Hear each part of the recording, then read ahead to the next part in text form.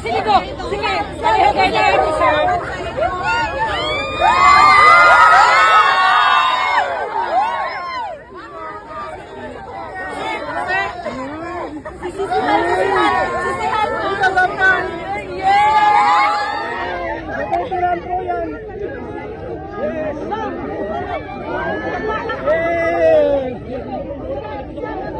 Salamat sa inyo.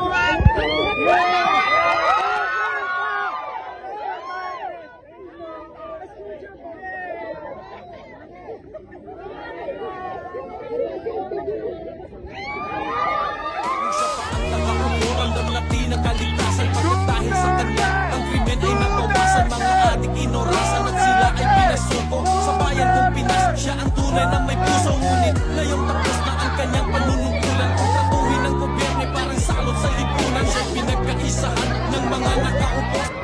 Hi, sir! Nakikilok, sir! Nakikilok, sir!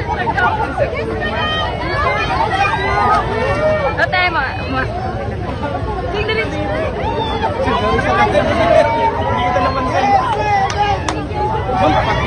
Sara Z. Docente.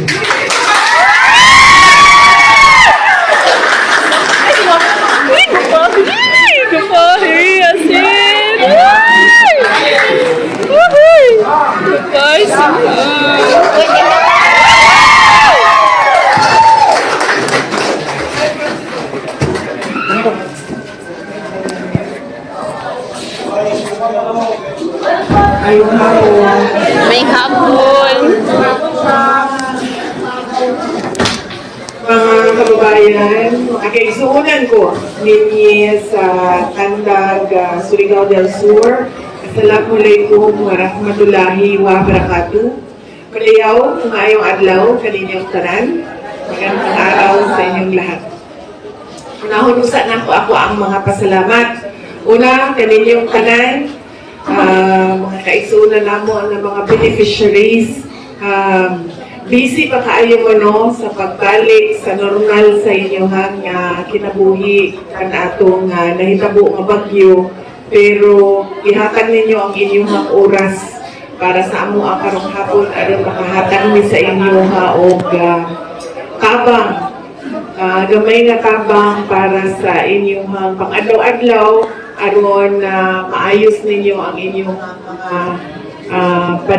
panimalay o mabalik sa normal ang inyong panginabuhi. Ikaduha, ang pagpasalamat nako sa nitabang sa amua nga mabuhat ang programa karon og makahatag, maka-distribute mi sa mga relief goods gikan sa Office of the Vice President. Mao ang ato ang punong barangay, si Barangay Kapitan Carlito Cedron.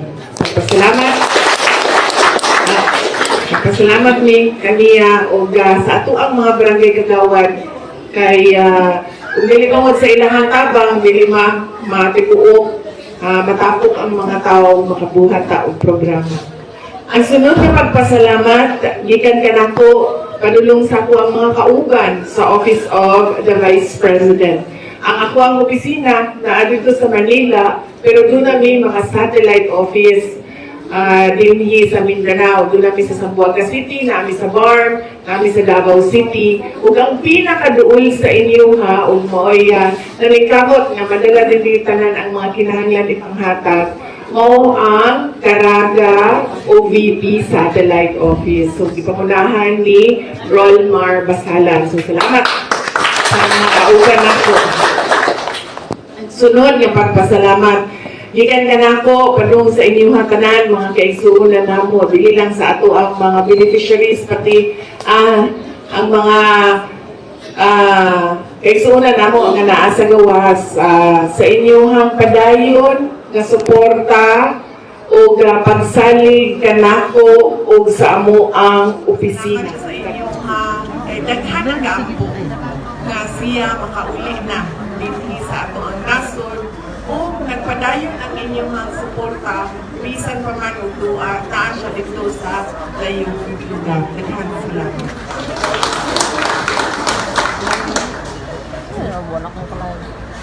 Ang atuan nga nasod siya nga napalibutan og dagat. Kung makita ninyo sa mapa sa Pilipinas, na wala og sa tuon nato sa taas ug sa baba, puro dagat, blue ang color.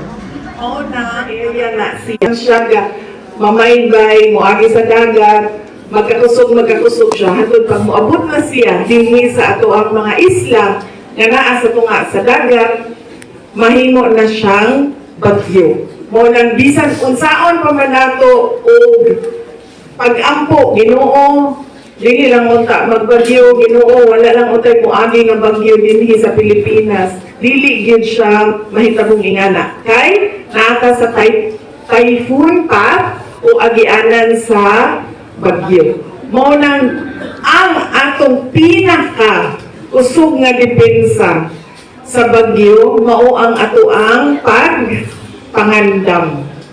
Mag-andam ta. Kay kibaw naman ta, dili man ang bagyo kanang, "Hi, nanako," dili siya ingana. Kibaw ta kung kano sa moabot ang bagyo. Kay tulo ka adlaw, upat ka adlaw, usahay isa ka semana, magsugod na siya dito sa dagat. Low pressure area na siya. Kunya musulti na ang Pag-asa. Oy, mga taga Surigao, oy, mga taga Samar, oy, mga taga Bicol, moagi na ang bagyo. Tulo ka adlaw, gikan karong adlaw. Sumaingon na sila, magsulti na sila sa ato adaan. So unsa man ang mga balik-balik na epekto sa bagyo.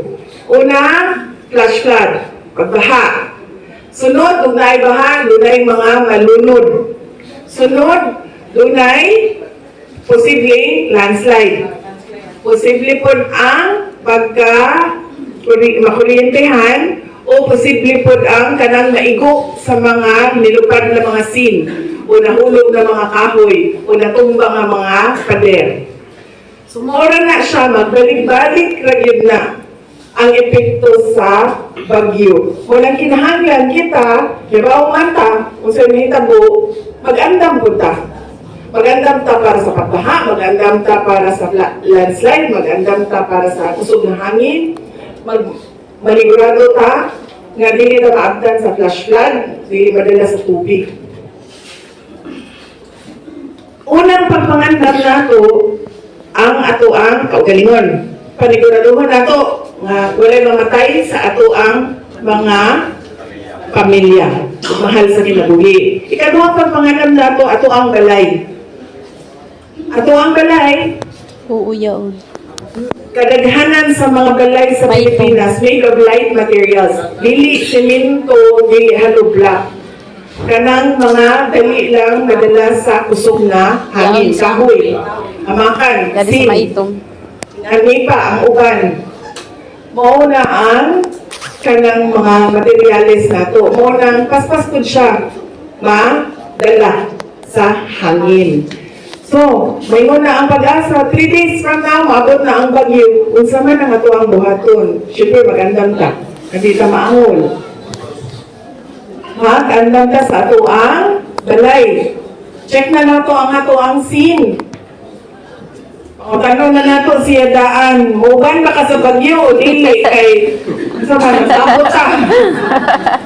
Hikta nato ang ato ang scene. Hikta nato ang poste. Hikta nato ang kanang posibleng maalsa sa kusog nga hangin.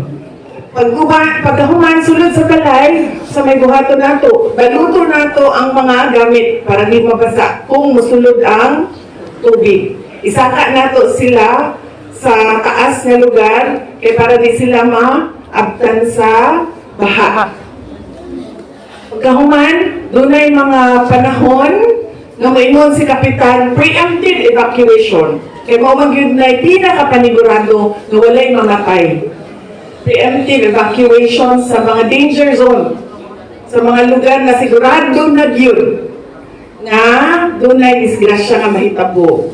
O sa ato ang iandam, pag ingon ni ka mag-evacuate adto sa evacuation center. So kinahanglan mag-andam ta sa tubig. Maitom. Dito sa amo. Pinaka-importante sa Sa tanan, maitom. tubig.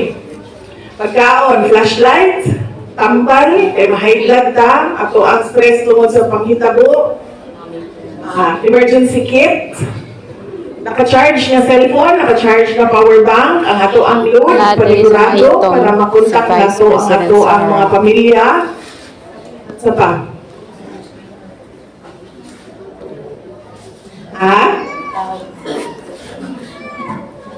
Kadang mga basics, mga importante, tubig, pagkaon, flashlight, cellphone, power bank, kanang mga ingon ana. Ang ubang tao, depende na. Uban importante mga papilis nila.